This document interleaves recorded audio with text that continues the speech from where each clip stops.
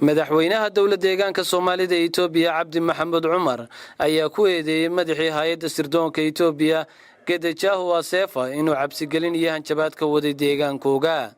madaxweynaha oo warbaahinta dowladda deegaanka wareysi siinaya ayaa sheegay in Getachew uu dhaqmi jiray si ka baxsan nidaamka dalka iyo midka xisbiga talada haya.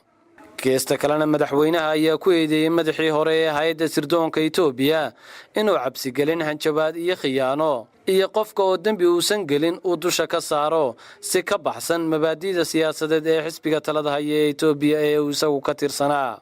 Getachew Assefa oo ka soo jeeda qoomiyadda Tigreega muddo badanna soo ahaa madaxii hay'adda sirdoonka dalka Itoobiya waxaa xilka ka qaaday ra'iisul wasaaraha cusub ee dalka Itoobiya Abiy Ahmed kaasi oo jagadiisa ku bedelay General Adam Maxamed oo ka soo jeeda qoomiyadda Amxaarada. dalka Itoobiya waxaa ka socda isbeddello dhinacyo badan taabanaya oo ay siyaasadda iyo amnigu ka mid yihiin. Cabdi Khadar Maxamed, Bulsha TV, magaalada Hargeysa.